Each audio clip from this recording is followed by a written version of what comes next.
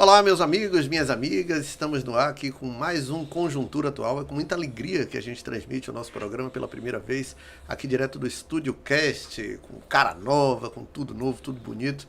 E quero lembrar a vocês que continuem assistindo a gente, continuem ativando as notificações, comentando aqui, dando um joinha para que os nossos vídeos possam ser bastante assistidos e encaminhem também o link pelo WhatsApp para a galera que está aí nos acompanhando.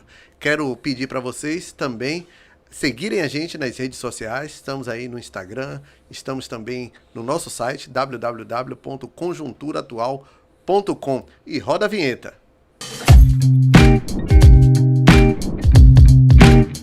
Estamos no dia 27 de outubro de 2022, há exatos 3 dias das eleições e com muito assunto para tratar aqui na esfera nacional e também na esfera local.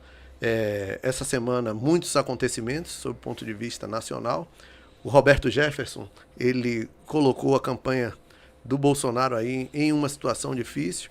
E por falar na campanha do Bolsonaro, houve também um incidente aí com as emissoras de rádio. Eu queria já entrar de voadora na caixa dos peitos de vocês para a gente falar desse assunto. Vamos começar pelo Roberto Jefferson. Nos últimos dias, nos últimos 15 dias de campanha, a atenção estava toda no comando da campanha do ex-presidente Luiz Inácio Lula da Silva, que estava oscilando nas pesquisas e a campanha dele estava muito tensa.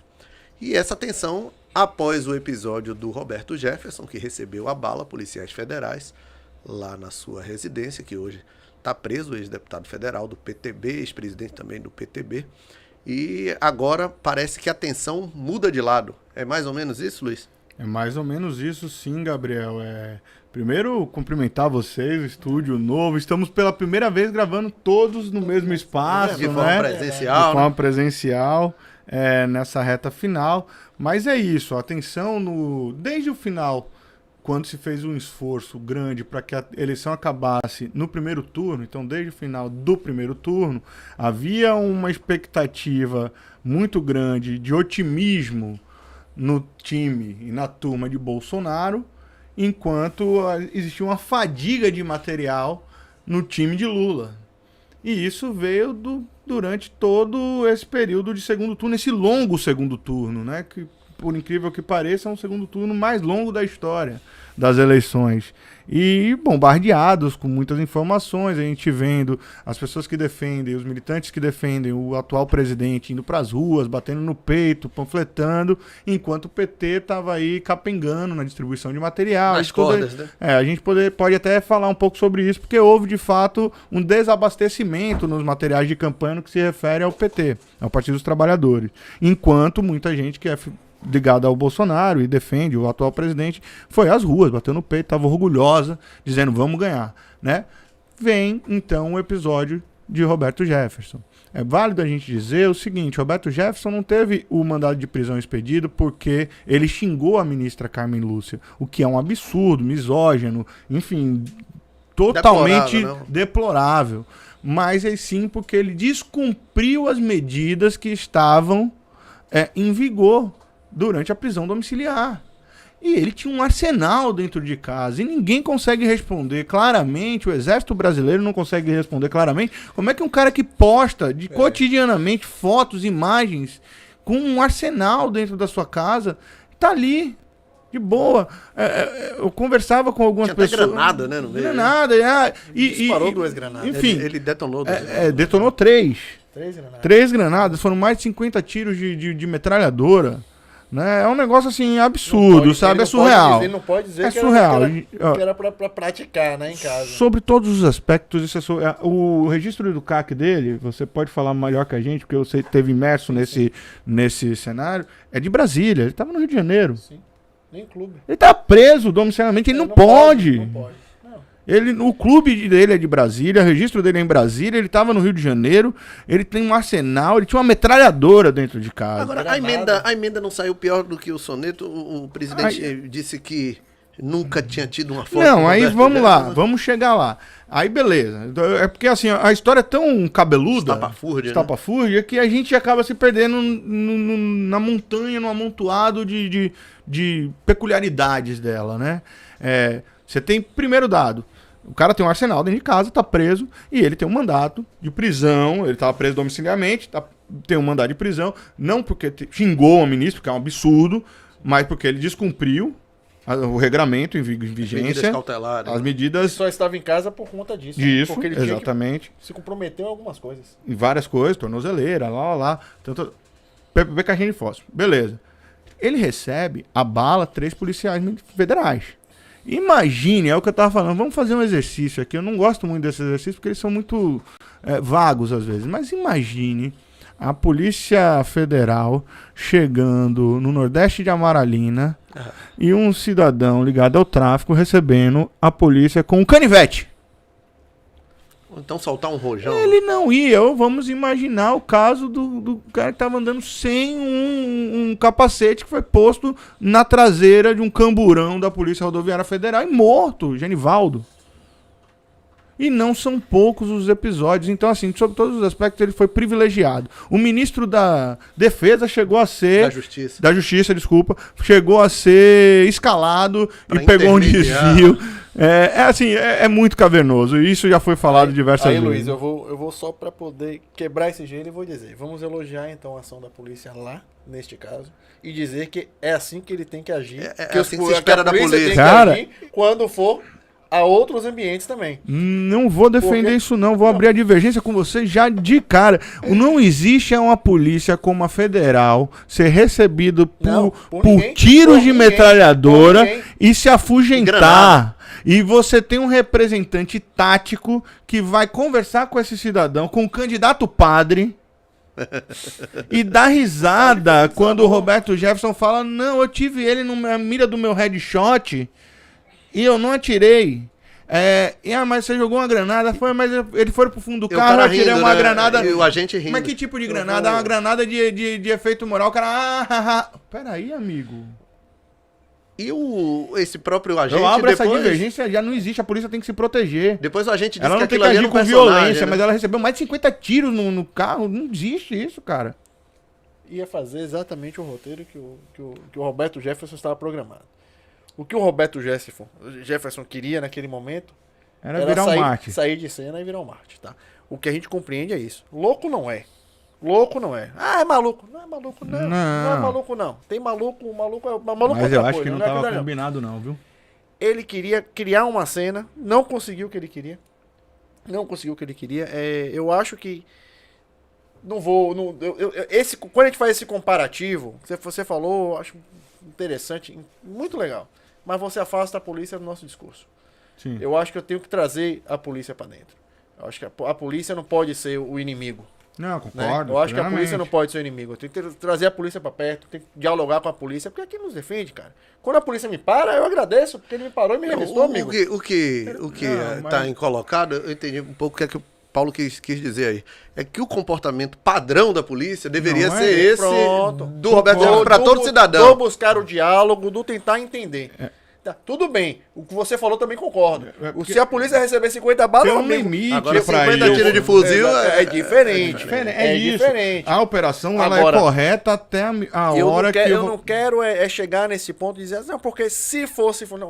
Qualquer cidadão, esqueça Roberto Jefferson, qualquer cidadão que receber a polícia com 50 tiros, com 2 granadas, 3 granadas, é bandido, é vagabundo, amigo. Pronto, perfeito. Seja ele quem for. Se for minha mãe, se minha mãe fizer isso, ela tá errada, irmão. É isso que eu quero saber. O grande lance é o seguinte, a polícia chegou em 3 policiais federais, ou 4, chegaram lá pra cumprir o mandado.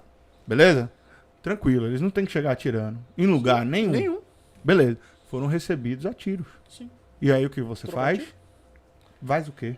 Vai um outro policial lá dar risada e dizer, não acertou ninguém? Eu não sei, cara. Eu não sou policial e não entendo de segurança pública para poder me arvorar a dizer taticamente o que a polícia deveria fazer. O que eu sei e imagino é que o comportamento padrão não é esse. Agora, politicamente, isso precisa ser problematizado. O de buscar o diálogo deveria ser. Você quer uma outra coisa? O padre Kel, candidato padre, candidato padre. Ele estava numa cena onde foi cometido um crime. Ele estava ali deturpando, prejudicando um lugar que deveria ser periciado. Sim. Tá tudo errado nesse caso. A única coisa que talvez dê respaldo para isso é que o objetivo seja do próprio Roberto Jefferson ou de outras pessoas que armaram aquilo ali, que ele virasse um mártir, não acabou acontecendo. Isso é um fato. Mas a cortina de fumaça foi colocada e tá aí, e o tiro saiu pela culatra. Pronto, era aí que eu queria chegar exatamente aí. Vocês acham que foi uma facada inversa? Olha, eu acredito nesse episódio do Roberto Jefferson que, como o Luiz Fernando falou aqui, eu acho que o tiro saiu pela culatra. Eu não sei o que é que ele estava pensando. Mas vocês não acham dá que para saber o que é que ele estava ou ajudou a campanha de alguém? Mas eu acho que prejudicou um pouco a campanha do presidente. Esse assunto saiu assim e você acha que acaba prejudicando alguém? Ou Prejudica Bolsonaro. Acho que que prejudica o presidente da Eu época. achei. Você não achou, não? Não. Por quê? Me diga aí, me explica aí. Porque o Roberto Jefferson, assim como outros políticos da antiga, ele está relacionado com todo mundo. Roberto Jefferson, em 2005, foi o autor da denúncia lei do desarmamento. desarmamento. E foi um dos primeiros Espirrou do delatores mensalão, é. E ele é um dos Exatamente. maiores, um dos deputados que mais recebeu recurso da Taurus, por exemplo. Mas que é uma aí- empresa de mas arma aí- que- aí- que é que- Quando abre aí... Ele é um político de conveniência. Ele gosta de, assim, ele faz o que... Sim, ele foi a vida Mas inteira... desculpa, mas ele tá muito tempo ligado a Bolsonaro. Ele foi Bolsonaro é um evento de 6 anos. Ó, né? Não, cara, ele empregou Eduardo Bolsonaro quando ele tinha 18 anos na liderança do PTB. Eduardo Bolsonaro fazendo faculdade 2002, de Direito em 2002.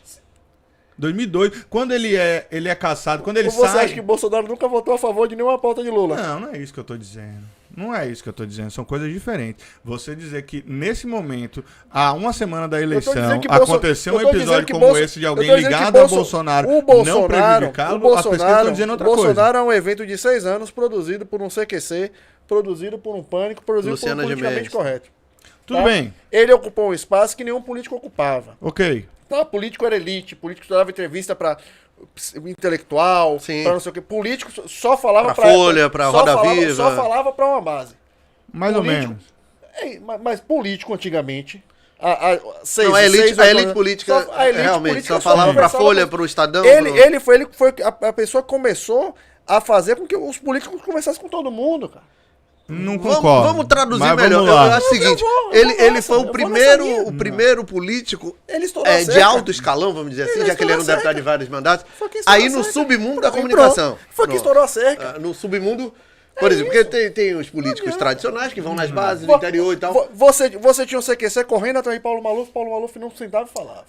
Aí depois ele começou a trazer um processo que a entrevista já era mais leve, você já queria saber qual era a brincadeira do deputado e o que via. E aí aquilo tudo era tom jocoso, era o Tudo grotesco. Ele Tudo começou a levar. As pessoas corriam, cara. O CQC ia pro Congresso. E as pessoas corriam. Pra entrevistar todo mundo corria no CQC. Ele Perfeito. sentava e conversava e brincava. Perfeito. Então, hoje, se você tem qualquer jornalista chegando no Congresso, você vai conversar. Eles Mas abrem eu pra acho conversar que, com eu acho todo que trouxe mundo. prejuízo pra Bom, campanha dele. vamos tentar. Esse retrospecto a gente pode traçar Vamos depois com calma. Mas me dizer hoje, na avaliação, que o episódio Roberto Jefferson não trouxe nenhum prejuízo à campanha de Bolsonaro, os números não têm dito isso. Né? As pesquisas não estão levantando isso. Freou Freou uma curva de uma crescimento. curva de crescimento. Pois é, pelo menos isso. E Então ampliou a houve um rejeição. impacto. Não, A gente não- vai concordar que teve um impacto aí, pelo menos. Se não negativo de frear, eu pelo posso lhe menos. dizer Como que diria eu o posso lhe ex-ministro dizer que eu não Bandeira, enxergo isso. atingiu um platô. Eu posso e lhe achatou dizer que eu não aquela enxergo só curva. isso como um fator único. Ah, lógico que não. Nada é uma coisa Entendeu? só. Eu Tirando a posso dizer que eu facada, não enxergo isso como mas fator isso único. é um fator que não pode ser Isso ignorado. É um fator que não é ignorado. Mas já que Faz vocês parte do estão, processo. puxando isso, eu acho que, por outro lado, a campanha do ex-presidente Lula acertou em cheio quando toca em assuntos sensíveis da população, como aquela mexida no salário mínimo e das aposentadorias, e na questão, volta ao assunto, à ordem do dia, a questão da fome e essas outras questões da própria economia. Eu acho que quando a campanha do Lula entra na história da economia, ele sai um pouco das cordas. Ou eu tô errado? Paulinho. A pauta econômica é o que preocupa a população. Se você fizer uma pesquisa, você vai ver as pessoas estão preocupadas com o que vai botar no prato. Mexe de com o A a Z, salário que né? vai ganhar. Então, quando você fala em salário mínimo, Sim. aí você mexe muito mais. Então, assim, se é fake news, se não é fake news, que o ministro disse que vai. Eu vi, inclusive, vi uma entrevista do ministro. Não, isso não tem nada a ver. Isso é um projeto que alguém lá no ministério fez um projeto. Eles mesmos discutem e diz que é do ministério, não tem nada a ver com isso. É fácil falar isso. Paulo Guedes, É fácil o Paulo falar isso. Então, assim, a gente precisa compreender que isso mexe muito mais. Isso é um fator que dói na barriga. Por que que o voto é vendido no Brasil? Porque mexe com a barriga.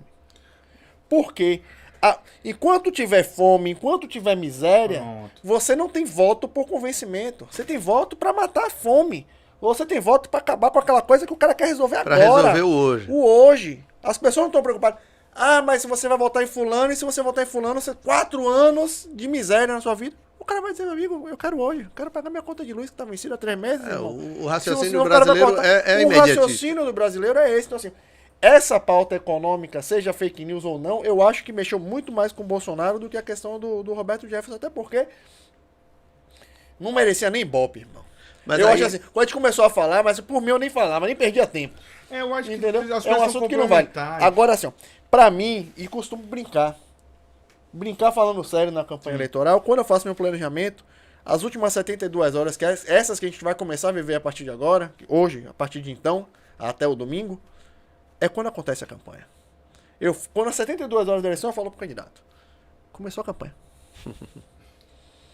Como assim começou agora? Começou agora. Você Porque perde e ganha lá nesses últimos eu já abri pesquisa, ganha ou perdendo nesta quinta-feira e no domingo o resultado vai ser outro. Algumas vezes eu faço isso há 20 anos. A gente tem algumas características nessa campanha que eu acho que elas são um pouco diferentes das anteriores, talvez. A gente tem uma consolidação de voto aí na casa dos 95%, isso é o que apontam todas as pesquisas. Então, ou seja, Eu já você vi tem- gente, Luiz, dizendo assim, ó, se não der esse resultado, eu mudo meu nome. Ah, não, isso Mas isso Mas aí e tá até muito hoje- acima até de... Hoje, até hoje, toda vez que eu olho pra pessoa, eu chamo por um nome. Eu não vejo essa campanha, por exemplo, Paulinho, sendo resolvida assim. Eu não vejo nenhum dos dois candidatos ganhando, por exemplo, falando na nacional. Nem Lula nem Bolsonaro superior a 55% dos votos. Não. Ou Impossível. seja, é uma campanha que vai ser resolvida ali nos 5%. Sim, com Então certeza. você tem uma consolidação de voto grande. Uma outra característica que eu acho bem interessante é que no primeiro turno, essa pauta econômica e outras pautas de divergências, elas aconteceram e foram trazidas à baila o período todo. Mas desde o início do segundo turno, e por isso havia uma sensação, pelo menos, de que Bolsonaro estava sendo catapultado, é que a pauta comportamental ela ganhou uma projeção maior do que a econômica, pelo menos no início. Ah, isso vai resolver a eleição? Não sei. Acho que não. Acho que o bolso pesa mais. Mas há uma impressão, e eu tive essa impressão até o momento, acho que a gente discutiu isso em outros programas, inclusive, de que assim, a campanha de Bolsonaro foi exitosa quando tirou da agenda Covid, tirou fome, tirou desemprego, Invadiu tirou pela religião. inflação, aí falou de religião, falou de casamento gay, de pauta identitária, Redução de maioridade de penal. comportamento. Entrou no MMA. comportamento. É uma luta de MMA. Você tá no adversário. O adversário não luta jiu-jitsu. Você vai pro pro chão. Pronto. Beleza. É isso aí. Isso aí. E Lula tava se batendo todo sem conseguir a campanha dele, Tava andando Sidônio, em círculo. Palmeira, Pronto. sem conseguir vencer essa barreira, trazendo dado, trazendo não sei o que, trazendo que fake news e não sei o que. Quando acontece o episódio de domingo, e de domingo Sim, pra cá há uma mudança sensível, não só pelo episódio, mas o episódio talvez ele seja um marco. Um gatilho, como, O como tá na moda agora. o gatilho, né? o gatilho emocional da campanha. Aí você começa a ficar atento. Ele mostra que precisa se ficar atento para outras coisas. Aí entra a desindexação do salário mínimo, a inflação, entra a previdência privada ou a capitalização da previdência, entra a agenda econômica. Sim. Né? Então você vê, hoje Lula tava dando uma entrevista, eu tava vindo pra cá, hoje não, ontem à noite, Lula pra Paulo Vieira. Aí Lula tá falando da mãe, falando de religião, falando da fome, falando que ele veio lá de Pernambuco, num pau de arara de 13 dias, e 15 dias, e um mês, e aí falando de como ele sabe como é passar fome, como resolver a fome, aí a pauta econômica entra. Mas você precisou ter um gatilho, e nesse caso foi o apertar do gatilho. Foi um gatilho, literalmente. Um gatilho. Que fez com que se chamasse a atenção para outros temas. Então, assim, foi só isso? Não. Mas foi também isso? Foi. Inegavelmente. Assim, há um consenso em todo mundo que analisa, ok, nenhuma unanimidade é inteligente, toda unanimidade é burra, já diria Nelson Rodrigues, mas que há pelo menos uma sensação, uma impressão de que o caso saiu pela culatra, assim como Tarcísio, lá em São Paulo, tem perdido voto por conta... Ou pelo menos perdido intenção de voto. Por causa de negócio de tiro também. É engraçado que é não imaterial, né? voto. Você não perde voto, você perde intenção de voto. A gente fica falando, tá virando a eleição. Pera aí, a eleição é um dia só, amigo. Você aperta lá, é só naquele dia. Só Ninguém. só não domingo, não só são, domingo, né? não são 2 turnos, não. É uma dedilhada que o cara dá ali. E acabou. Mas, enfim, a sensação é de que a eleição em São Paulo está mudando por conta do suposto tiroteio, que teria sido um suposto atentado, que teria sido um tiroteio. Que aí é literalmente um tiro pela culatra também. Apaga vídeo, vem vídeo.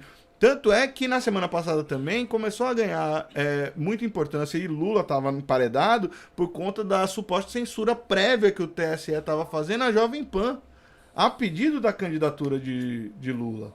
E isso estava pegando muito mal. Sim. E aí o jogo vira. Inclusive é isso que vem na esteira do xingamento que provoca, enfim, não é isso tudo que a gente acabou de falar. Mas eu vou na mesma situação. Você pode discutir o que for. A partir de agora, nesses últimos 3 dias, as pessoas só querem matar fome. Agora, só querem saber qual é o churrasco que eles vão comer. Você acha que o debate é hoje, né? Ou é amanhã? Hoje. É amanhã, sexta-feira. É sexta-feira. O presidencial. O governador não vai ter debate. E já o governador a gente vai falar, mas não deve ter aqui. debate, não. Será? Deve ter, não. Será? Deve ter, não. Então vamos voltar pro Nacional que tá mais quente. Tá mais quente. Tá muito bom. Eu acho o seguinte, me corrijam se eu estiver errado. Ao longo da campanha, tanto no primeiro quanto no segundo turno, o presidente Bolsonaro estava navegando de braçada no ambiente digital. Inclusive as próprias pautas, as estratégias de encurralar seu adversário. Só que quando entram esses assuntos e quando a estratégia de campanha do Lula resolve ali para mim foi, já que a gente falou tanto de gatilho aqui, ali foi o gatilho, quando ele participa do Flow podcast, eu acho que dá uma virada ali na campanha do Lula. Sim. E ele passa a se comunicar, passa a penetrar num público que antes o Bolsonaro navegava 99,9% sozinho. Não, isso tudo não. Mas aquilo ali eu acho que para mim, foi um outro flanco de campanha que o Lula conseguiu ganhar um certo terreno, pelo menos de 5 dias para cá. Eu não sei mensurar, eu sei que bateram o recorde. Eu acho uma coisa engraçada. Pessoal, muita gente até brincava assim, o Bolsonaro ganhou a eleição com o celular em pé e um deitado. Todo mundo falava isso. Não vejo isso. Anterior, né? Anterior. Não vejo isso. Inclusive, Bolsonaro, agora, nesses últimos dias, ele só vai poder fazer até sábado. Mas ele tá gastando milhões e milhões de impulsionamento. Tráfego pago, né? A quantidade de dinheiro gasto com a Google e com o Facebook. Entrega. Se você assistir qualquer coisa no Google, vou ir você de Salvador. Eu falei, rapaz, você já falou isso pra mim, meu irmão? Ciné falou comigo. E assustada, ela falou assustada. E com detalhe. Gabriel, o que é isso? Eu fiz com detalhe, algoritmo. Ainda tem outras coisas. Não é nem algoritmo, aí é pago. É o endereçado mesmo. É endereçado. Quem for Você Salvador, quem for de Salvador recebe. E tem outras coisas acontecendo, por exemplo, eu recebi impulsionamento de um vinho chamado Bolsonaro. Um vinho chamado Bolsonaro. Você me falou.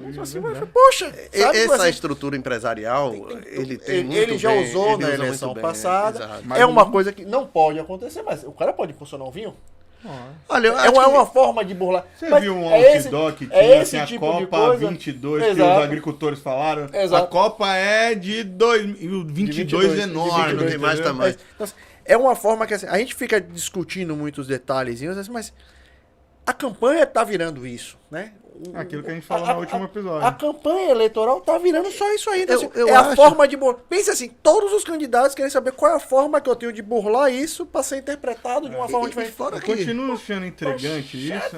a chegada de Bolsonaro, só para eu não pegar Sim, esse fio aqui, ao poder como candidato já em 2018, venceu uma máxima que a gente via nos anos 80 e nos anos 90, que é a camisa do candidato. A justiça eleitoral proibiu, continua proibido. Era mas proibida. esse ano a gente viu deputado para tudo que é lado, distribuindo camisa. A camisa é proibida, mas se você comprar a camisa da seleção e for na rua, você vota em quem? Bolsonaro. Se você botar um boné do MST e você botar a camisa do PT que vem de qualquer lugar, você vota em? A toalha. Hoje você tem Identidade. Hoje o cara tem identidade. E sabe o que é isso? Sabe de onde vem isso? Do interior. Não sei se Isso, vocês que fazem campanha no interior há bastante tempo, se você for em qualquer cidade do interior, médio, pequeno na Bahia, você vai ver que tem lá a banda A e a banda B, os azuis e os vermelhos, os amarelos e os verdes, jacu e macaco. Aí faltava, e a turma usa falta a camisa da cor na cidade. Assim, Exatamente. A campanha amarela, a gente vai fazer uma campanha amarela. Falta a camisa da cor. Aí tá, Agora, se você encontrar as camisas amarelas, não sei o que, eu quero. Aí compra a camisa. Agora, dos voltou a fazer, viu? Voltou, né? Voltaram a fazer camisa agora, porque a lei eleitoral diz que você só pode colocar quem estiver trabalhando. Na equipe. Pra identificar quem tá trabalhando. Amigo, é cada equipe que não tem mais tamanho. É impressionante. Eu sou totalmente contra isso. Eu fiz uma campanha há um tempo atrás, não vou dizer de quem, mas eu tinha 2 camisas para cada eleitor. Cara, eu não Perdemos a vejo eleição. problema nenhum, velho, nisso, E sabia? Problema, deixa eu lhe E você explicar. quer- Me Quem explica aí, teve- é só pra entender, porque assim, eu não vejo... Porque a gente assim, tem isso incutido. A questão é assim, é porque ela é um brinde. Ah, tá. Ela é um Tá. brinde, então não pode, Mas se porque o você cara cumprir. chegar ali e comprar Agora, em por qualquer exemplo, lugar, é um brinde. Mas se você for para qualquer evento do Bolsonaro, vai ter uma cara com a banquinha vendendo boné do Bolsonaro, Exatamente. camisa do Bolsonaro, vendendo e ganhando dinheiro com isso. Estão gerando emprego e Tá renda bom, aí. velho, você tinha uns caras que quando a Porque gente você era não mais pode fazer moleque... brinde. Mas o cara faz. Pode vender. Aí, pronto. Aí o cara faz, bota alguém pra vender e pronto. Na época E paga o da custo. gente menino lá, que o pessoal tinha banda alternativa que fazia os festivais, o cara vendia o CD, vendia a camisa da banda. Rapaz, você não tem. Hoje você passa aqui dia. Quinta-feira em Stella Maris tem a feirinha em frente à Nossa Senhora de Fátima. Tá lá o cara com a banquinha vendendo toalha do PT. Isso aí. E do PT não, de Lula. Não é nem do PT, Lula de e Lula. E de E do Bolsonaro. lado do Bolsonaro. Aí você já chegou pra conversar com esses caras? Já, conversei E aí, com uma ideia, qual a que camisa? também- Qual a bandeira que você A vende depender mais da aí? sua Qual sua que você vende tendência, mais? ele Aí diz ele assim, olha, faz o check-up em você, aí ele puxa pra você pra dizer. Tem uma coisa que é impressionante. fenomenal que está acontecendo, é o seguinte, tem algumas pessoas que têm se manifestado, e inclusive comerciantes. Por exemplo, lá tem uma caminhonete, um food truck daquele, que tá com a bandeira do Brasil. Bandeira do Brasil virou símbolo de bolsonarista. Pronto, ponto. Hoje é isso. Antes a gente tinha como principal símbolo a camisa vermelha sendo ligada ao PT. Isso foi posto aí em 2013, isso se propagou, sempre foi assim, a identidade visual do PT, mas em 2013 isso começou a ser um negócio de criar rancor na rua. Eu lembro que na época das manifestações eu escrevi um artigo, eu estava em Brasília em 2013, período 2013? 2015 mais ou menos, na verdade, período pré-impeachment ali, Sim. de Dilma, né, 15, 16, e eu fui abordado como repórter numa manifestação porque eu tava usando vermelho. Não, você é petista, tá aqui falando, não, eu trabalhava num site que é vermelho, eu trabalhava no Bocão News. Não, rapaz, é o site, rapaz. Não, então o site é petista. Da Bahia, o governador é petista, você é petista, o vermelho é petista. Eu digo, poxa, amigo, calma, não. Só tô fazendo o meu trabalho. Esse é o problema. Eu também já fui abordado na rua. E hoje, várias pessoas já relataram, e eu também percebo isso. Você viu um amarelo, um verde, viu uma camisa do Brasil, da seleção brasileira, ou uma bandeira, é bolsonarista. Agora, Se a eleição, se a Copa do Mundo fosse antes da eleição, ia dar uma confusão, né? Porque tem gente que não ia querer torcer pra seleção brasileira. ou então ia torcer de azul. Ou então né? ia torcer de azul. Mas aí o petista não ia porque o azul é de Assemineto. Teve isso. Não, mas hoje em dia o petista da Bahia tá a camisa colorido. azul esgotou. A camisa azul esgotou antes da amarela. Porque as pessoas preferiam comprar azul. Tem uma preta também. E aí, já né? que estamos falando de bonita camisa, pra caramba. tem uma que é a sacada do século. Aquela camisa de Geraldinho, que é uma combinação de cores que não tem nada a ver com nada. Você sabe que Mas é um sucesso aquilo ali. Aquilo foi uma coisa, ele pode até contar, Geraldo Júnior, presidente da Câmara, que é candidata a vice-governador na chapa de Jerônimo.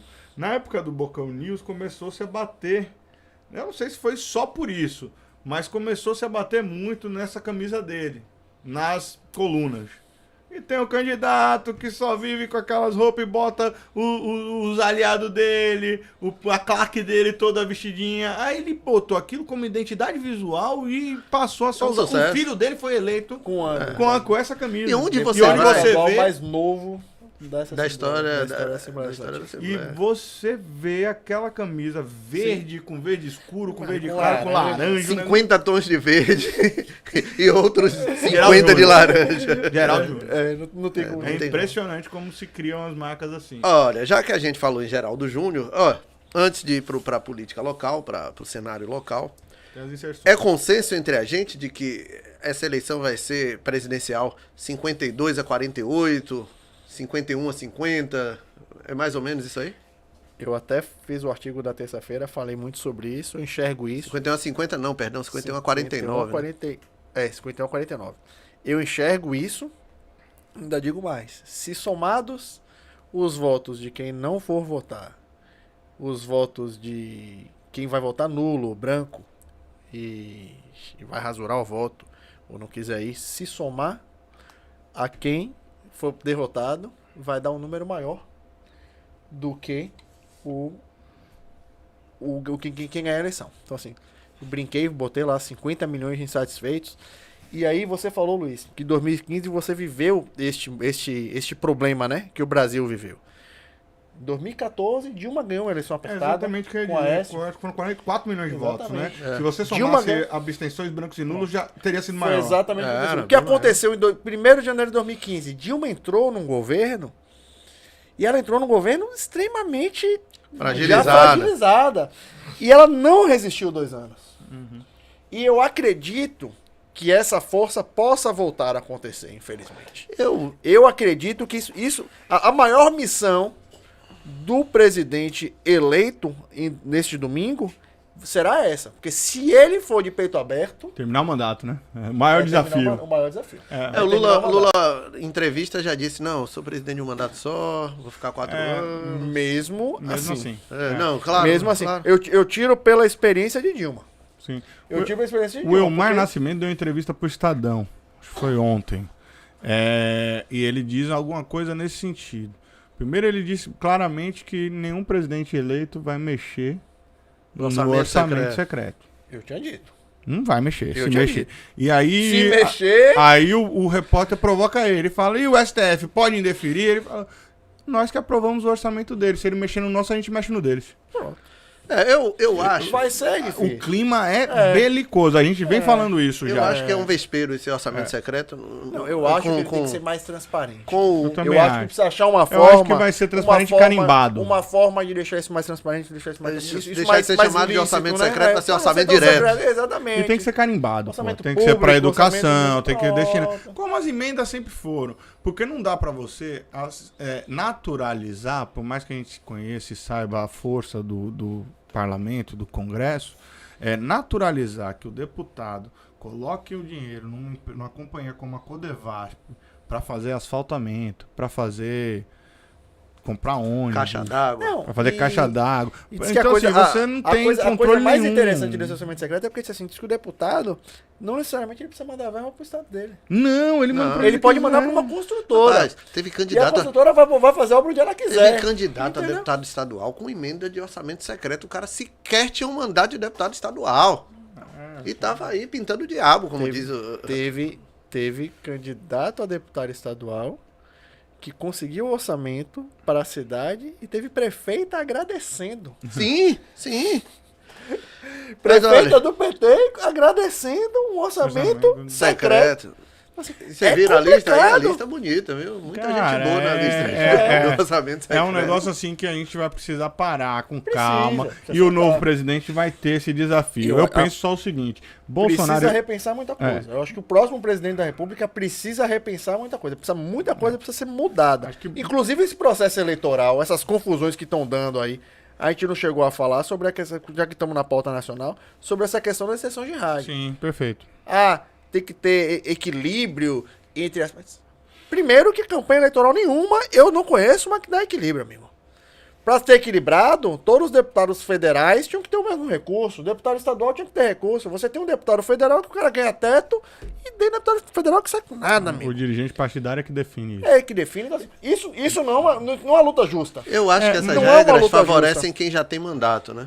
O incumbente normalmente tem essa vantagem. Bem como o incumbente no caso da reeleição dos executivos, né? Se você quiser discutir, não, eu não vou falar de inserção de rádio, vou falar assim, beleza, direitos iguais, condições justas e iguais para você disputar. Não existe. Quantos veículos de imprensa que a gente conhece que não cumprem a questão? Se eu falo de um, eu tenho que falar do outro. Se eu dou uma nota de um, eu tenho que dar uma nota de outro. Esquece. Então, assim, se for entrar nessa, amigo, vamos cancelar todas as eleições que aconteceram até aqui e vamos refazer essa brincadeira. O que eu acho que a questão aí, Paulinho, que eles estão tentando se pegar é relacionada à parte das inserções mesmo, né? Que não é nem do programa eleitoral. E me parece um negócio que ficou meio tosco, porque ele vem numa antítese. Uma semana atrás, havia decisões do Supremo do TSE, determinando que a campanha de Bolsonaro perdesse uma série de inserções provocada pelos advogados da campanha de Lula. Era uma quantidade enorme de inserções que Lula teria nessa reta final. O que eles fazem? Eles acusam agora de que não tiveram as suas inserções veiculadas. O que acontece? O TSE monta uma força-tarefa para acompanhar todas as inserções e meio que anulou aquela conversa anterior. Então você consegue ter Mas é isso. O STF fez aquilo, aí uma juíza pediu para desfazer. Aí a discussão a própria juíza que tinha decidido pediu para desfazer. Foi a mesma juíza, que é uma juíza que dizem que é ligada a Bolsonaro. Isso, mas dizem que é de Arthur Lira, né? Essa é a grande Ela era questão. de Arthur Lira. Essa é a grande questão. O que você faz assim, esse jogo não tá legal. Não tá. A regra não tá, tipo assim, a campanha ela tá solta. Na verdade, tá uma anarquia, a né, gente cara? vai discutir fake news, ninguém sabe nem o que é fake news, cara. E tem uma coisa assim que é muito interessante, que é o seguinte, no que se refere às redes, é improvável que os órgãos de controle consigam acompanhar. Eles não têm capilaridade, tentáculos, mãos para alcançar. Não se prepararam, claramente. E as empresas não vão fazer isso. Olha quanto que a gente estava falando no começo. Bolsonaro e Lula estão jogando nessas redes. Posso apimentar? Lógico. Posso? Deve. Então, assim, vamos lá, vamos simples. Então. Uma rádio é uma concessão pública. Exatamente. Ela não cumpriu a lei. O ministro, ao invés de denunciar, por que ele não tira a outorga? Mas isso. Eu tive conversando ontem com o Ernesto Marques, que é presidente da ABI, né, Associação Baiana de Imprensa.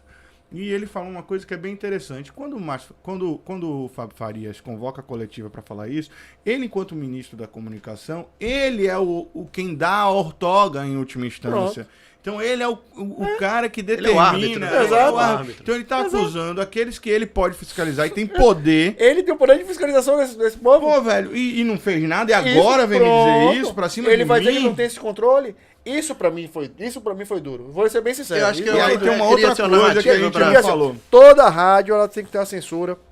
Censura é um programa que se chama... na verdade, tem um gravador. É o rádio. O que eu já vi que acontecia muito, campanha de prefeito tem muito isso. Interior. É muito legal. Você tem que honrar e botar as exibições. O que o cara faz? 2 horas da manhã, meu amigo, só passa do adversário. 2 horas da manhã, os caras voltam e assim, 2 horas da manhã, toma o adversário. Fica lá e passa 3, 4, 10 vezes. E aí, durante o dia, aí o cara vai lá e faz um plano de mídia. O cara faz. Ah, não, eu passei sim, eu passei 50 vezes aqui, ele tá aqui, ó. Cara, se quiser provar. Meu primeiro emprego em campanha, a primeira vez que eu trabalhei numa campanha, foi como rádio escuta, cara. Eu ficava ligado durante, eu acho que umas 12 horas. Olhando a minutagem. Olhando a minutagem dos programas gravados. Isso aí. Né? O horário gravado, vai passando rápido. Aí você vai falar, a gente trabalhou com rádio escuta, Cristiano Almada de Mello e Walter Xavier. Campanha de prefeito. Agora você vai dizer, uma campanha de presidente da República não tem isso? Cara, e outra coisa, é isso que eu tô falando. Os advogados falam, cara. Quando você vai pegar a rádio, não foi a CBN que não passou, Pronto. não foi a própria Jovem Pan, as rádios grandes. É isso. uma rádio em várzea do povo, gente. Do poço. Mas é uma rádio que, de fato, assim, no interior, qualquer radiozinho é forte, irmão. Mas assim, entenda, a rádio pode mas não é várzea do poço que vai definir o presidente da República. Não. Aí vem um cara de Salvador e diz pra gente assim, rapaz, os caras não levaram informação pra população. Exato. A gente viu um sujeito, a gente tava numa lanchonete, sujeito falando... Entendeu? O negócio passou lá, a rádio no interior, num distrito... Mas olha... De 10 mil habitantes, estamos o cara com, que tá falando de São Paulo... Com o tempo apertado aqui, vamos pular pra eleição na Bahia. Eleição na Bahia... Tá acontecendo? Tá, rapaz. Tá a eleição mentira. na Bahia tá... Eu tô achando que tem fadiga de material. Tem alguma coisa errada pra mim que eu resolvi ver, eu não tô vendo nada. Cara, já estão discutindo presidência da Assembleia. Rapaz, ou então não tem mais ninguém aí tá é que mora o imprimindo mais perigo, material, não vejo bandeira na rua. Eu acho também. Eu não vejo adesivo em carro, não vejo nada, velho. Não Mas vejo olha, carreata, um buzinaço, não vejo nada, rapaz. eu escrevi um artigo, você que tá aí nos assistindo, tá lá no conjunturatual.com. É um artigo que faz um paralelo justamente ACM Neto, Jerônimo Rodrigues e Paulo Souto. O que é que tem a ver esses três caras? Jerônimo Rodrigues, Paulo Souto e ACM Neto. ACM Neto quer ser o Paulo Souto de 94. Aliás, não, perdão. ACM Neto não quer ser o Paulo Souto de 2006. Sim. E Jerônimo quer ser o Paulo Souto de 94. Aí eu vou explicar a você por quê. Em 1994 foi a primeira eleição da Bahia, e até esse ano era a única, que foi decidida em 2 turnos. Paulo Souto, na época, era um completo desconhecido da Bahia. Ele tinha sido secretário de ACM em algumas áreas da área de geologia, que é a profissão original dele, e foi enfrentar João Durval. João Durval, ex-governador, tinha acabado de renunciar ao mandato de prefeito de Feira de Santana e tal, tanto é que nos cartazes, a gente fala hoje que o Jerônimo só fala Lula o dia todo. Os cartazes do Paulo Souto diziam candidato de ACM, e o Paulo Souto era pequenininho. A ACM gostava de fazer isso. Tinha um livro, o slogan do governo de ACM era governo... Ação, competência e moralidade. Exatamente. Era ele mesmo. Governo ACM. Governo, ação, competência e moralidade. E que os adversários diziam que era autoritarismo, corrupção e mentira. Exatamente. Então, o que é que acontece ali? Aí a máquina do Estado fez um esforço muito grande e o Paulo Souto, até então desconhecido, que bateu na trave para ganhar no primeiro turno, 49%, acabou liquidando a fatura no segundo turno, quando todos se juntaram contra Paulo Souto, vieram para candidatura de João Durval, inclusive Nilo Coelho, que hoje... Era bom lembrar que nessa candidatura de 94, Jutaí Magalhães pelo PSDB contou com o apoio do PT e saiu com o número 13. Correu com 13, é verdade. E foi o ano da eleição de Fernando Henrique Cardoso, na esteira do Plano Real. Exatamente, a primeira eleição de Fernando Henrique, primeiro turno. O único presidente da democracia a ganhar, depois ele ganhou de novo. Primeiro turno, e até hoje o único. Até hoje o único. Ninguém mais ganhou. E aí o que é que acontece? O Paulo Souto de 94 era o desconhecido que acabou vencendo a eleição. Já em 2006, que é o que a ACM Neto hoje como opositor torce, é que o candidato da máquina seja derrotado. Mas qual é a moral da história disso tudo, desse arrodeio todo que a gente fez aqui? É que a máquina do Estado é muito forte, né? Quando faz a eleição. E, por exemplo, o Jerônimo tem o Rui Costa de cabo eleitoral, tem o Otto Alencar, tem Jacques Wagner, tem Luiz Inácio Lula da Silva. Eu acho que esse último aí pra Bahia foi fundamental, viu, Gabriel? Esse artigo vale a pena, você que nos acompanha, vai lá no Conjuntura, dá uma lida, como leia o de Paulinho dos 50 milhões de satisfeitos também. Eu tomei falta essa semana nos artigos. Logo o cara que... É o cara que dá esporro na gente aí, cobrando artigo, viu? Cobrou nós, esqueceu dele. Sou bom nisso, hein? Mas tem uma característica que eu tenho falado bastante, conversado bastante com quem analisa a política na Bahia, que é o seguinte, os 16 anos de governos petistas causou um cansaço.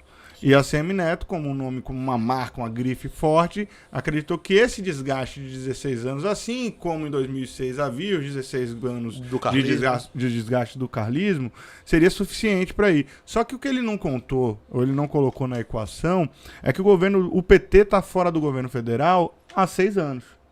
Foram 2 de Temer e 4 de Bolsonaro. E o PT volta a disputar a eleição nacional com uma memória afetiva do seu principal cabo eleitoral, que é maior do que o PT eleitoralmente. Lula é maior do que o PT. A ponto. prova é o resultado dele agora e o que foi Perfeito. o PT com o Haddad. Ele é maior do que o PT. Então, assim, a forma como o Lula catapulta o Jerônimo, impulsiona o Jerônimo, ela ficou fora do cálculo, da base de cálculo da campanha de ACM Neto, que tinha ali na ponta do lápis tudo dentro de um programa. Lula era uma interrogação. Era uma interrogação, mas pra Bahia talvez Exatamente. não, porque assim, se sabia que tinha essa memória. Qualquer quali que você fizesse, você trabalha com isso há 20 anos, você ia olhar que você botou Lula, qual foi a grande sacada, e isso a gente fala como engenheiro de obra pronta, né, do Instituto Atlas. Sim. Que todo mundo criticava. Primeiro, eles têm uma coisa que mudou e que todas as outras pesquisas vão ter que rever, que é a questão da distribuição do questionário via algoritmo. Então a gente hoje você tem uma capacidade de desenvolver ali uma inteligência artificial para distribuir isso de uma forma muito mais espelhada e consegue pegar mais próxima da realidade. Próxima da realidade, de pesquisa, de índices, né? E a segunda coisa é que ele cola. O candidato Jerônimo, ele não é Jerônimo. O candidato Jerônimo é o candidato Jerônimo 13 do PT. Que é como do Lula. Não tem jeito, cara. Ninguém vai deixar de votar. Ele não vai chegar no dia da eleição e não vai saber, ou não vai ter um santinho lá dizendo que o cara é o 13. O cara, ele não escreve Jerônimo na urna. Ele escreve, 13. Ele coloca o número. Então, você ignorar isso na pesquisa é você correr um risco grande de errar. E esse é o sentimento da rua, né? Você vai na rua, o cara fala, não, eu vou votar no candidato de Lula. Que era o candidato de ACM em 94. Em 94. O Lula de 2022, o Lula de 2022 é um pouco o ACM, o Antônio Carlos de 1994. É o cara que diz, não, esse aqui, aí bota a mão na cabeça. E, cara, se você for para a última instância, se você for perguntar e apertar um eleitor do Lula no interior, ele vai chegar, e os petistas não gostam quando eu digo isso, porque é um pouco reducionista. Mas para ficar na manchete, é o rouba mais faz, velho. Porque o cara fala, não, mas ele é ladrão, porra, mas olha, o cara aqui fez um negócio aqui pra mim, botou aqui, botou não sei o quê, fez não sei o quê, fez não sei o quê, é o rouba mais faz. Assim, não foi o jovem que saiu da roça, foi pra cidade grande e estudou. O esforço desse jovem que fez todo esse trajeto, saiu de lá e foi buscar uma vida melhor, quem deu foi Lula. Não foi o jovem. Assim, não é... Teve jovem que ficou. Sim. Mas o cara que se formou, quem deu a formatura foi Lula. Cara, e é um negócio que não pode ser negado, velho. Você vai pra ter uma quantidade, você tem um número enorme de pessoas que hoje batem no peito e são os primeiros a se formar na família. Exato, e fala assim, quem me deu essa formatura foi Lula. Ninguém formado. Não foi a pessoa aqui. Eu quis sair da minha zona, eu saí de lá, eu quis ser o primeiro da família, foi não. O mérito da pessoa fica em segundo lugar. Aí você tem uma outra... Porque primeiro ele dá o voto ao Lula. E você vê, aí eu não tenho procuração para defender Lula em hipótese nenhuma, mas aí você vê algumas situações. Tinha profissões que eram estereotipadas, mesmo de nível superior, profissão de pobre, do filho da empregada, do filho do vaqueiro, do filho do porteiro e tal. E aí acaba que passa-se a furar essa bolha. Cursos universitários, vamos dizer assim, de primeira linha, acabam pessoas formando, claro que numa minoria abissal, né, muito pequena ainda, mas você começa a ver aquele cara que é o filho do pedreiro como engenheiro. Pô, eu via os engenheiros e tal. Você vê determinados incômodos na sociedade, porque a classe média ela se incomoda. Eu me recordo muito... da época que a gente ouvia muito a classe média falando, primeiro das praças de alimentação dos shoppings. Esse foi um ponto. Os shoppings sempre tiveram os 3 pisos, né? Que delimitam bem. O Iguatemi daqui, que é o shopping da Bahia, tem ainda uma praça de alimentação no primeiro andar. Mas aí você começou a ver um fluxo de gente frequentando a do terceiro. O rolezinho. O rolezinho do shopping. A segunda coisa é a comparação do aeroporto como rodoviária. Isso incomodava. O próprio Paulo Guedes já deu declaração, filho de empregado indo pra Disney. Foi. Né? Incomoda. Porque é aquela coisa do privilégio, né? De se sentir. Eu tô aqui no meu cercadinho, Pô, cara, quero... E isso foi incomodando. E tem uma terceira coisa aí, que eu não vou dizer nem de conquista, mas que aí é para fazer a diferenciação. E, obviamente, eu tenho também procuração para defender, ele nem precisa que nós defendemos. Pode até colocar como rouba mais faz, mas o estilo é totalmente diferente, não é coronelista. Você não tem aquela coisa do chicote na mão. Você teve outras coisas que você pode questionar. Tem como, outras por exemplo, vai características. perder o Bolsa Família. Pronto. Esse terrorismo foi feito. Pronto. Mas a característica do chicote na mão... Se você não votar, você não é. Não, o próprio... Essa questão de você... O que me incomoda do petismo em si, Sim. é aquele negócio. Eles e nós.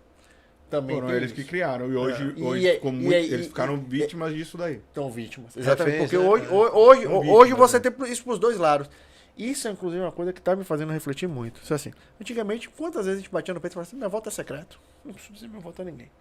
Hoje não. Hoje a pessoa que não declara o voto, ela é mais achincalhada do que a pessoa que diz que vota. Cara, eu digo isso porque assim, a gente como analista político e que se esforça, que estuda, desde o início, nós nos programas falávamos, velho, a tendência é essa, mas nós não vamos cravar. E a gente era instado em todos os instantes a opinar. Não, quem vai ganhar? Eu digo, irmão, isso não é Mega Sena, eu tenho responsabilidade com o que eu vou falar. E nem somos Madame Beatriz, né? Não, mas você tinha eu tô gente com a resposta ali na ponta da língua. Quem vai ganhar? Quem tiver mais voto.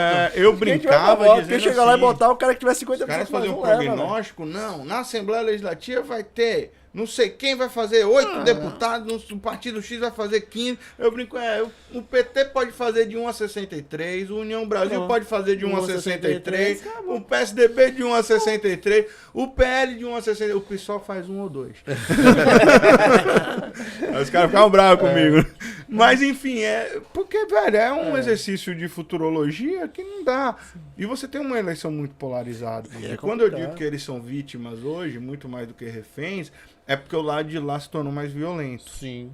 E é violência física, às vezes, e a gente, eu não conheço nos meus 40 anos uma campanha tão violenta quanto a que nós vimos, e isso não pode ser esquecido, tá? Foi violenta. Eu acho que a campanha se apequinou.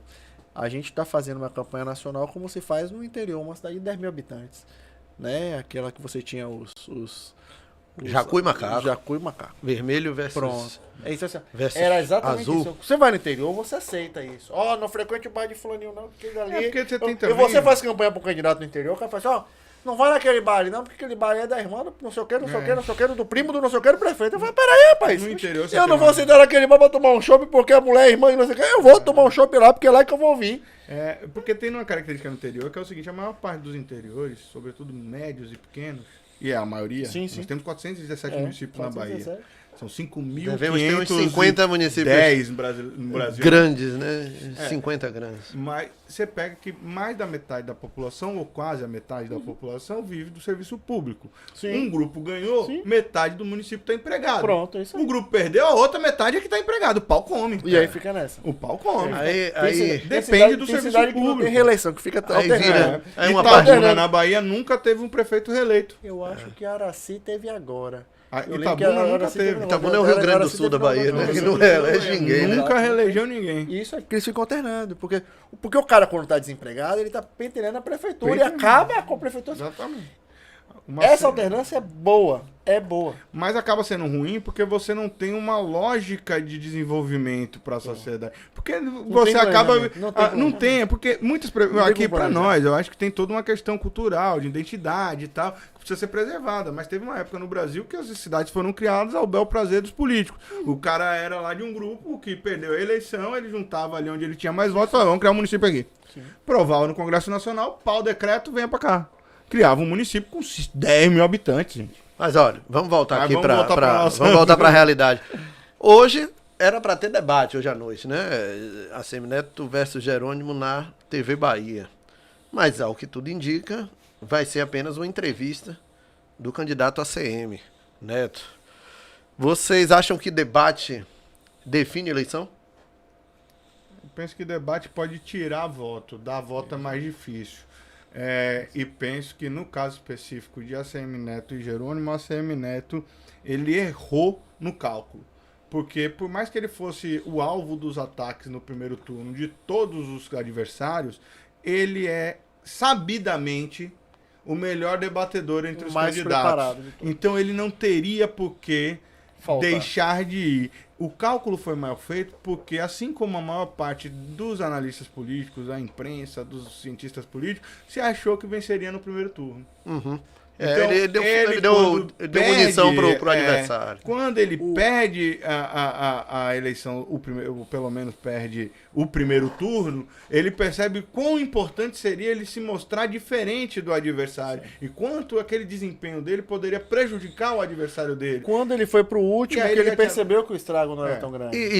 O argumento já estava pronto para Jerônimo. Jerônimo não tem que... Se eu estivesse na campanha de Jerônimo, eu diria, não vá, deixa ele dizer as mesmas coisas. Que o que ele vai dizer de você, ele tem dito aí, já tem 45 dias, tudo que é entrevista, em horário eleitoral. E outra, eu acho, aí a gente tem que ver mais tarde aí, quando divulgarem os números de Ibope e tal.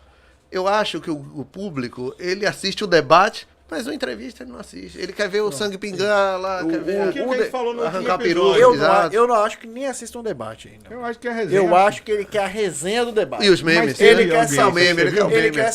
Ele quer saber a resenha do debate. Ele quer saber, mas assiste quando o debate passa no horário legal. Quantas pessoas te ligam depois de um debate para saber como é que foi?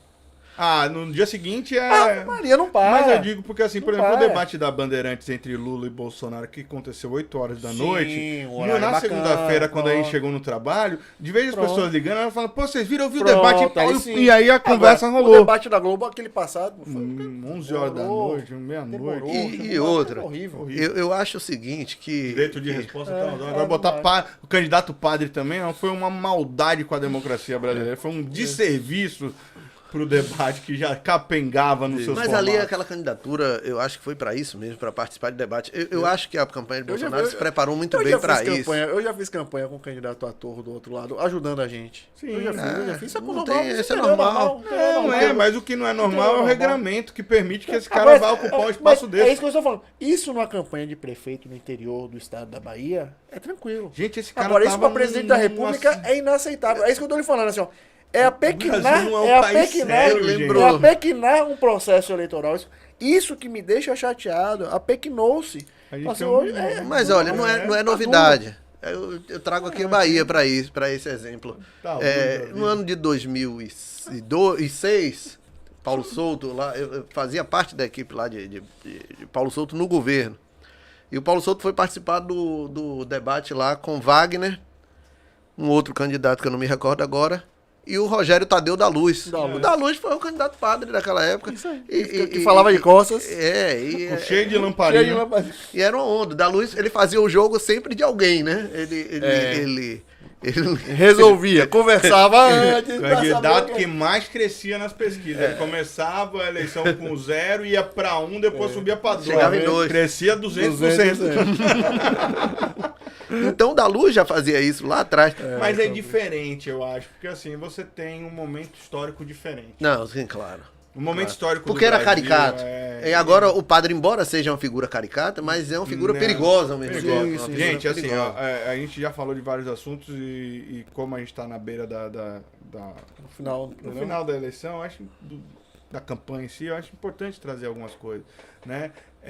Essa coisa do Janones tentar combater Bolsonaro com as mesmas artes, com os mesmos artifícios, é um negócio que me preocupa. Você tem uma figura como Damares sendo eleita para o Senado e dizendo o que ela diz, sem punição e sem nenhum tipo de filtro, é um negócio perigosíssimo pra gente. Porque tem gente que tá ouvindo isso e tá acreditando nisso, velho. Isso é a democracia, isso é o reflexo da sociedade. Mas entenda, a gente precisa compreender isso. Não, a compreensão... A gente precisa compreender que, assim, quem tá eleito porque a maioria quis. Beleza, tudo bem, eu compreendo isso. Mas no caso do Senado, nem sempre. Mas a Damares foi quase nós somos responsáveis por aquilo. E num local que nem era de lá. Não foi. Distrito Federal, que nem de lá ela é. Mas nós somos responsáveis pelo que nós falamos. E a lei estabelece limites. Sim. Existe limite. Liberdade de expressão é uma coisa diferente da libertinagem narrativa. Mas vamos lá. Tem que tomar cuidado. Não se pode confundir liberdade de expressão com liberdade para cometer crime. Exatamente. Mas a gente precisa também começar a tornar as pessoas... a fazer com que as pessoas tenham um senso crítico maior. Porque assim, a gente deu educação. Tipo assim, beleza, o governo PT deu 16 anos, 14 anos de educação para as pessoas. Mas as pessoas não conseguiram desenvolver um senso crítico para poder entender qual é o jornal que está falando a verdade e qual que está falando a mentira. É muito difícil, né? muito Até porque você teve difícil. uma revolução tecnológica muito grande nos últimos anos. Para acompanhar isso é complicadíssimo. Sim. E eu não tô falando de culpa de PT que deu, Não, deixou de dar, não. Eu tô falando em questão de educação. Educação é muito difícil. É complicado, mas hoje, cara, o senso é natural. Então, assim, quem não tem audiência é porque não tem conteúdo. Não necessariamente, eu acho. Mas pronto, concordo com você. Agora, Até porque, por exemplo, eu tenho uns ritmos musicais que eu não gosto, mas o povão gosta. O e aí? povão gosta, exatamente. Eu não gosto, eu não escuto. É. Mas se o povão gosta, tá lá. para encerrar, Tá lá porque alguém gosta. temos duas pesquisas aí para o governo do estado da Bahia. Atlas Intel, que era a grande genie do primeiro turno, ninguém levava muito em conta, pelo contrário, tacava pedra. E a Paraná Pesquisas. A Atlas Intel está dando 54,46 para o Jerônimo, 54,5, 45,5 para o Jerônimo. E a Paraná Pesquisa, 50,5 a 49,5 também para o Jerônimo. Como é que vocês veem ambos os estudos aí? Vai lá, pode ir lá. Eu já disse, a campanha começou hoje. A campanha começou hoje. Vamos ver o que vai acontecer nesses próximos 3 dias aí. Até porque estão empatadas, tanto a estadual quanto a nacional. Naturalmente, a nacional você tem uma vantagem que pode chegar até 5%. A estadual eu acho que não vai passar de 2%. Eu posso tentar, não vou cravar isso, porque a gente sabe que tudo pode acontecer. Mas eu acho que a distância Você da acha estadual... que a estadual está mais... Eu acho que a distância da estadual seria maior do que a federal, Porque entende, pelo menos pela lógica, tá? Eu não sei. Como a gente já falou, nós não vamos arriscar placar. Mas porque eu acho que a Atlas consegue captar. A tendência aqui é Lula não perder voto. Lula teve 69% dos votos no primeiro turno. Pode ir a 72, segundo as projeções aí. 69%. Jerônimo teve 49%. A Semineto teve 20% dos votos de Lula. Você acha que o Jerônimo já tá no teto e vai chegar em 50 e pouquinho? Então, o que eu vi? Qual é o movimento que me faz crer que Jerônimo talvez cresça um pouco mais? Neto não declarou apoio a Bolsonaro, mas o próprio Bolsonaro declarou apoio a Neto. Todos os candidatos, eleitos e não eleitos, de Neto declararam apoio a Bolsonaro. Todos estão participando de atos em favor de Bolsonaro. Todos gravaram vídeos dizendo Neto Bolsonaro, Bolsoneto. Sim. E isso talvez, e algumas pessoas que estão mais próximas aí, inclusive dentro da campanha do PT, diga, olha, a gente está conseguindo virar voto. Porque o cara que votou em Bolsonaro, ou em Neto e Lula no primeiro turno, tá vendo esse entorno todo fazendo campanha para Bolsonaro. Então esse cara talvez não vote em Neto no segundo turno. Sim. Então isso é um movimento. Então, a gente não precisa o saber, crescimento de Bolsonaro, é o encolhimento de um Neto. encolhimento de Neto que vai mais espelhar Entendi. Bolsonaro. Ele ganha os 700 mil votos, lá 750 mil votos que Roma teve no primeiro, mas perde um pouco do que ele entrou no voto de Lula. Né? Então, assim, isso é um ponto. O outro ponto que a gente percebe, que não é preponderante, mas é também indicativo, é que existe uma quantidade enorme de prefeitos que alguns deles estavam com Rui e declararam apoio em Neto e depois fizeram o caminho contrário. Mesma situação. E outros que estavam com Neto. Isso, os caras pensando de olho em 2024. Né? Que Neto estavam com Neto desde o início, que agora estão com o Jerônimo, pensando na eleição de 24. Começou, né? Já começou. Qual a diferença? A diferença é que Rui Costa, ele, desde o início, aí eu entro, que é o grande mérito, e seria o demérito se ele perdesse a eleição. Ele fez uma escolha de governo. Ele ignorou os deputados e, por cima dos deputados, negociou direto com o prefeito. Dos prefeitos. Então, hoje, ele tem uma interlocução com os prefeitos que é muito grande. Que quando o prefeito reclamam, que era a maior reclamação. Eu vi o Marcelo Nilo.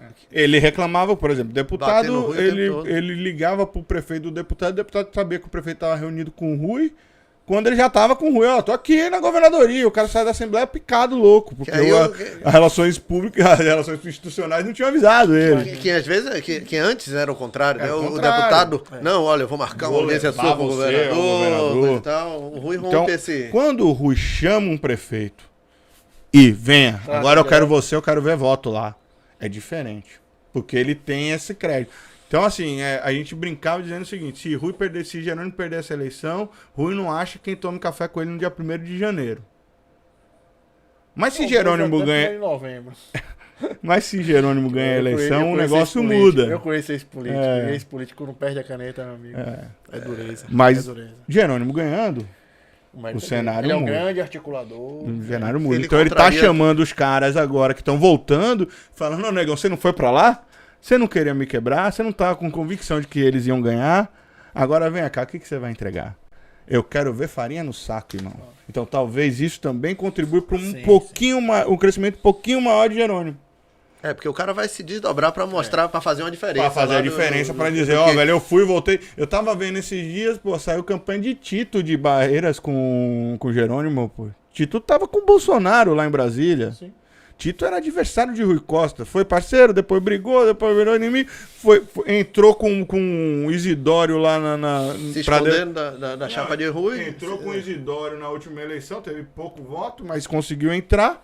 Chegou lá, foi pra Bolsonaro, ficou nas graças do governo, muito próximo a Roma, muito próximo a essa turma toda. E agora tá gravando, tá tirando foto, tá não sei o que, fazendo campanha pra Jerônimo.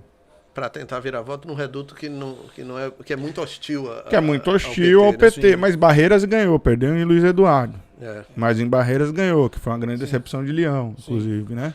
Agora, Mas enfim, só por isso que eu acho que talvez a Mas é vantagem de Jerônimo aqui Eu seja um acho- pouquinho maior eu do que a de acho- Lula lá. E continuo dizendo que as 72 horas finais são São as preponderantes. mais definidas. É, eu concordo com Mais você. decisivas. Então, Aí, Mas fala- existe um a cenário, leitura né? que a gente tem agora é uma, mas É. a partir de daqui a uma hora pode ser totalmente Mas um diferente. cenário tá aí, o cenário é esse. A bola que tá aqui pra gente estar no gol é essa daí. essa um daí. passarinho me contou Pode ser cara, chute que nem... que Roberto Baggio. Baggio. Zé Ô, Cocar Fagner. e o Ricardo Mascarenhas, Ricardo de Itaberaba e Zé Cocar de Jequié, tentaram vir para a base de Jerônimo, mas o Rui, com muito rancor, muita mágoa, né, vamos dizer assim, não quis esse Até- apoio, recusou esse apoio aí. Eu não sei. Eu sei que tem algumas figuras do PP, do Partido Progressista, que eu não vejo, e aí sem nenhuma depreciação a eles, com características de oposição. São figuras que são muito Não, o tranquilas, PP que eles fazem O PT eles não é fazem oposição em lugar nenhum, né? e eles fazem um mandato, por Vamos exemplo, você ser tem bem- hoje duas vamos figuras ser bem virulentas no tranquilo, PP. O PP nacionalmente ou no estado, na hora que você tá aí. É. Vai chegar vai Eu sentar pra acredito que vai ser conversar, cara. difícil, tanto o Arthur Lira quanto o Ciro Nogueira, esses dois players em si, vão sentar e conversar. Mas eu acho que eles vão ter um Você pouco tem mais de diferença, dificuldade. você tem diferença. Pode, ó, você Aí tem- ele por indica vem- outro, Vem ao entendeu? partido, mas o líder é esse. Eu vou É escolher, eu isso. quero esse menino aqui. Pronto. Bate o partido pra Porque esse cara, eles vai. tomaram um lado que foi um pouco mais duro. Mas é aquele jogo que é aquele jogo que o centro faz. Os partidos de centro fazem muito isso. O MDB faz isso com muita maestria. Joga dos dois. Sim. Mas o Joga grande dos lance é o dois. seguinte: Aí você tem um cara que articula pra cá, o cara articula pra Pronto. cá. E acabou. Aí o partido vai sair nos próximos 4 anos da mão deste. Pra que ir está pronto, é isso. Conversando com aqui e vai pro de cá. O partido de centro ele é formado por caciques, por feudos. Isso aí. Então você tem o feudo baiano, o feudo Pronto. da Alagoas, o feudo do Sul, o feudo do Pronto. Paraná, É isso de aí. São Paulo, não sei o quê. No MDB é o grande exemplo disso, se São as você for lá. capitanias São hereditárias. as capitanias hereditárias. modernas. Então você tem hoje lá o PP de Ciro Nogueira. Pá, beleza, lá em cima. Perdeu a eleição, o Bolsonaro ganhou o Lula. Quem é o pepista mais próximo do PT? Ah, é o cara do Pernambuco. Beleza, traz o cara aqui, vamos conversar. Vamos conversar com ele. Ciro Nogueira, senta no banco aí. Você encosta aqui Atulira. Você vai pra mergulhar gente não agora. perder- Mergulha. Pra gente não perder espaço. É por isso que eu tô falando. Agora aqui eu vou dizer mais, é mais tranquilo, porque você não tem ninguém virulento. Você não viu ninguém do PP? Agora o Leão tá um pouco mais Porque tá na violento, cabeça, mas porque, né, e porque tava não, mas mesmo assim, Mesmo Leão, vai dizer bonitão. é um bonitão, jogo. vamos fazer a ponte. É isso mesmo. Vamos fazer a ponte. Olha, e com essa análise agora aí da conjuntura atual aqui na Bahia, a gente encerra mais um programa. Até semana que vem. Vale o lembrete. Continue ativando as notificações, marcando o joinha lá, dizendo que gostou, reencaminhando o link para seus amigos e amigas. e acompanhando a gente também nas redes sociais e no nosso site conjunturaatual.com. Até logo, Luiz, e até logo, Paulinho Maneira.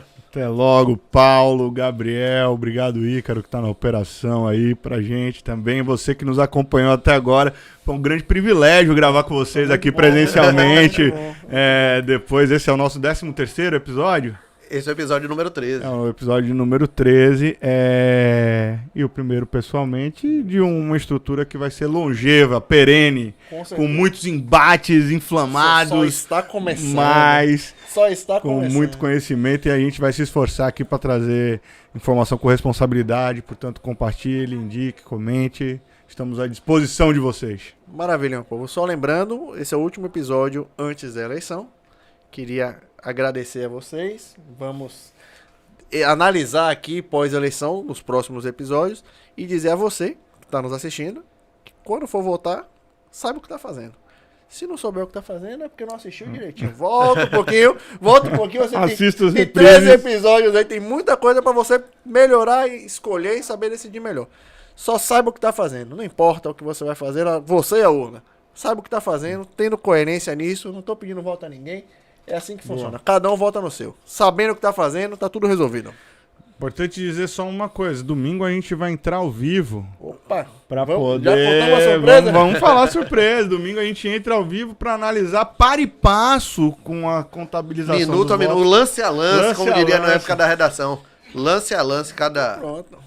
cada voto aí contabilizado. Então, fique ligado. Fique ligado. E olha, na próxima fase do Conjuntura Atual teremos entrevistados aqui para você acompanhar ao vivo. Grande abraço.